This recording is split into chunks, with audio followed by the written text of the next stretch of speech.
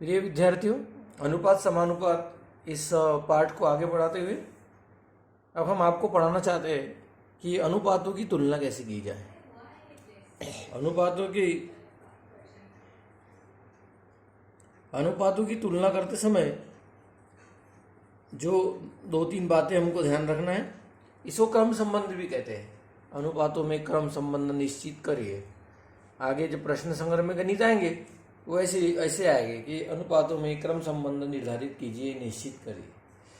तो यदि दो अनुपात हमको दिए गए, ए अनुपात बी और सी अनुपात डी, इसमें एक कंडीशन है कि बी यह शून्य से बड़ा होना चाहिए और डी भी बड़ा होना चाहिए शून्य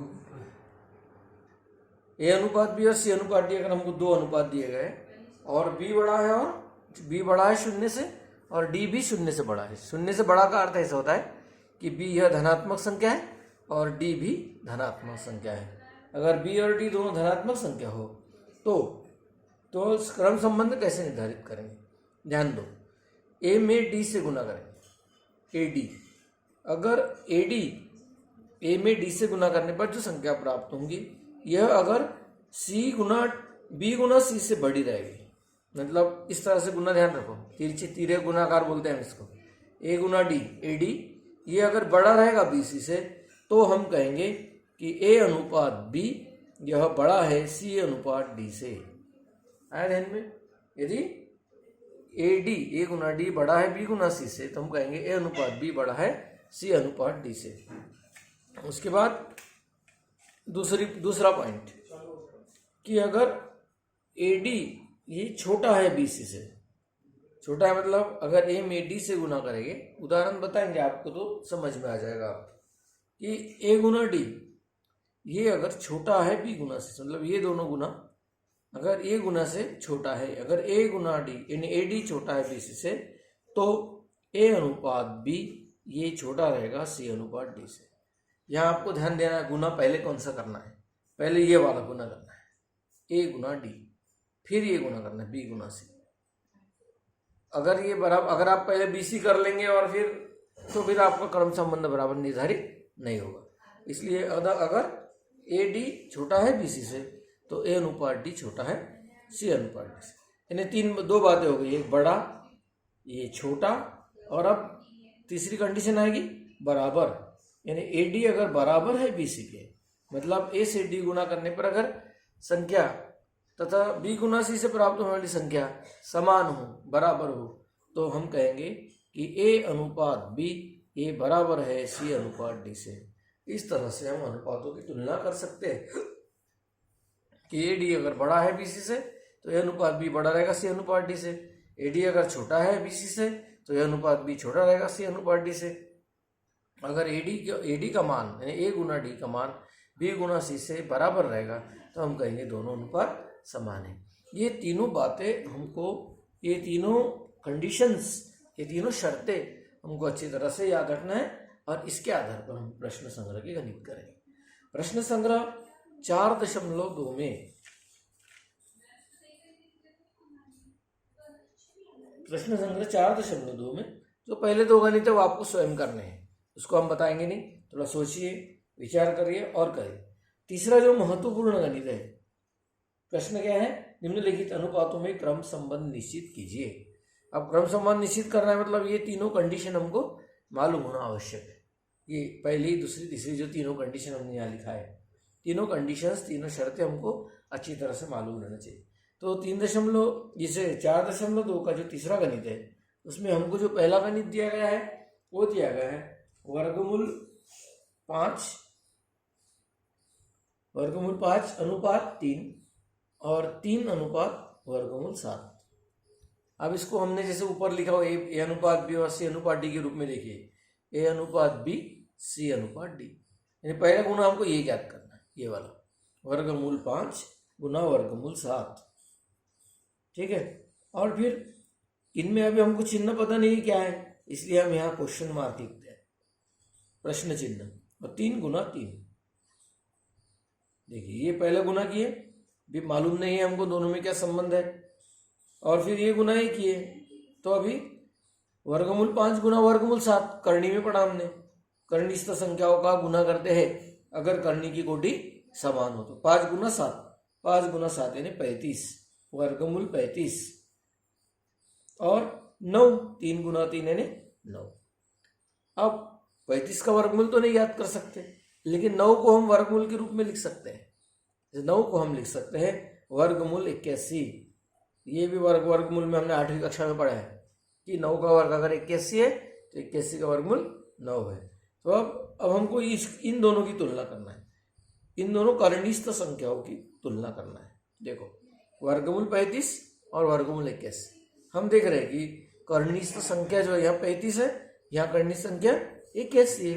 अब 35 छोटा है 81 से, इसलिए 35 का वर्गमूल 81 के वर्गमूल से छोटा रहेगा, इसलिए यहाँ जो चिन्ह हमको लिखना है वो छोटा लिखना है। इसलिए हमको जो आंसर मिलेगा वर्गमूल 35 छोटा है वर्गमूल 81 से। अर्थात इसका उत्तर क्या लिखेंगे हम, वर्गमूल 35 यानी क्या, वर्गमूल 35 अगर छोटा है वर्गमूल 81 से, यानी ये दोनों गुना अगर छोटा है ये गुना से, तो इसका अर्थ है कि वर्गमूल 5:3 ये छोटा रहेगा 3 वर्गमूल 7 से, 3 अनुपात वर्गमूल 7 से। अगर गुणनफल अगर छोटा आता है तो ये अनुपात या ये संख्या दी गई हमको, ये संख्या भी एक दूसरे से छोटी रहेगी। मतलब वर्गमूल 5:3 छोटा रहेगा 3 अनुपात वर्गमूल 7 से। ये आप लोगों को अच्छी तरह से समझ लेना है। इसके बाद अगला गणित देखते हैं, थोड़ा सा कठिन है बट अच्छा गणित है, आप लोग कर सकते हैं। देखिए, दूसरा गणित है 3 वर्गमूल 5 अनुपात 5 वर्गमूल 7, और अगली संख्या है वर्गमूल 63 अनुपात वर्गमूल 125। थोड़ा अलग तरीके से समझाने का प्रयत्न करते हैं इसको, यानी ये भी एक विधि है और एक अलग विधि से थोड़ा समझाने का प्रयत्न। पहले गुना हम ये वाला करते हैं, A/B C/D। पहला गुना करेंगे AD, मतलब 3 वर्गमूल 5 में गुना करेंगे वर्गमूल 125 से। देखिए अपन गुना करते हैं इसको, गुना 3 में गुना करेंगे वर्गमूल 5 गुना 125। देखिए हमने क्या लिखे, अब यहाँ करनी वर्गमूल 5 है, यहाँ करनी वर्गमूल 125 है, करनी संख्या 5 है, करनी संख्या 125 है, दोनों की कोटि समान है। समान कोटि है अगर तो हम इन कर्निष्ठ संख्याओं का गुना कर सकते। बराबर 3 गुना 125 में 5 से गुना करो, 125 में अगर हम 5 से गुना करते हैं तो हमको मिलेगा 625। आप करके देख लो। 25 के 5 हद का है 2, 5 दूनी 10 और 2 12 के 2 हासिल का है 5 एकम 5 और 6, और 625 का वर्गमूल आएगा। इसको थोड़ा और बाद में हल करते हैं, पहले इधर वाला गुना कर लेते, ये वाला गुना कर लेते, ये गुना करेंगे और आगे सरल कर सकते हैं क्या, ये अगले आने वाले उत्तर पर डिपेंड रहेगा। 5 वर्गमूल 7 को गुना करेंगे वर्गमूल 63 से। फिर यहाँ वही प्रोसीजर, 5 ऐसे रहने देंगे, यहाँ कर्निष्ठ संख्याओं का गुना करेंगे, 7 में 63 से गुना करेंगे, 7 में 63 से गुना करेंगे, देखो कितना आएगा, 7 या 21, 2 7 संग 42, 42 और 2 44। देखो 625 वर्गमूल 625 का वर्गमूल आएगा 25, और 25 में 3 से गुना करेंगे 75। मतलब ये जो गुणनफल है, ये गुणनफल आ गया 75। और इधर यहाँ भी वही प्रोसीजर का ध्यान दो, जैसे ऊपर किए थे, जैसे ऊपर प्रोसीजर किए थे वैसे 5 को गुना करेंगे।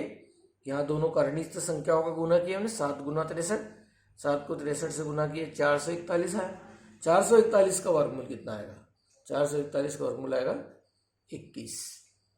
वर्गमूल तो आपको याद है, वर्गमूल क्या है, 21 का वर्ग 441 है, इसलिए 441 का वर्गमूल 21 है। अब इन दोनों का गुना करो, 5 एकम 5, 5 दूनी 10। यानी अब हमको अगर इस अनुपात की तुलना करना है, इसका अर्थ है हमको इन गुणनफल की तुलना करना है। यानी हम क्या करेंगे, 75 और यहाँ लिखेंगे 105।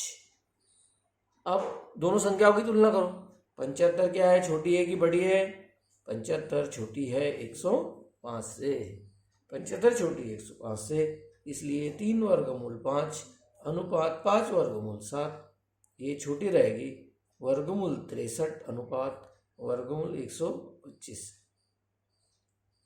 मतलब यहाँ भी हमको ये जो अनुपात मिला है छोटा अनुपात, पहला अनुपात दूसरे अनुपात से छोटा है, पहला अनुपात यह दूसरे अनुपात से छोटा है। इस तरह से यह प्रश्न संग्रह में और तकरीबन और 3 गणित दिए गए, उन तीनों गणितों को आपको हल करना है। एक बार इस गणित को अच्छी तरह से आप लोग समझ लो।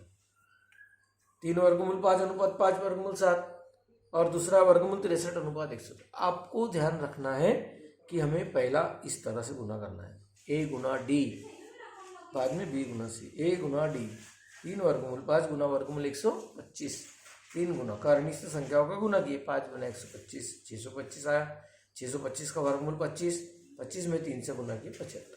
ठीक है, इसके बाद 5 वर्गमूल 7 गुना वर्गमूल 63, 5 ऐसे रहने दिए, 63 में 7 से गुना किए 441 आया, 441 का वर्गमूल 21, 21 में 5 से गुना किए 105।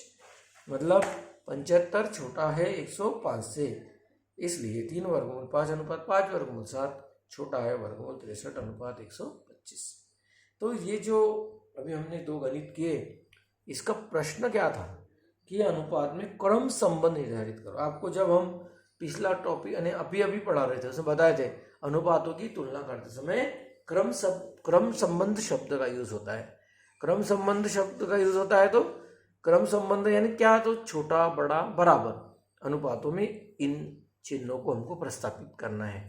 तो इस तरह से हम आप लोग ये गणित कर सकते हैं। अभी और 3 गणित इस प्रश्न संग्रह इस भाग के बच गए। ये जो भाग हमने भी आपको पढ़ा क्रम संबंध का, क्रम संबंध निर्धारित करने का, इसमें अभी और एक पार्ट बच गया है, 3 गणित और बच गए हैं। तो तीनों गणित आप लोग घर में ट्राई करो और ट्राई करके मुझे आप व्हाट्सअप करो और हम चेक करके आपको उसका रिप्लाई करते हैं।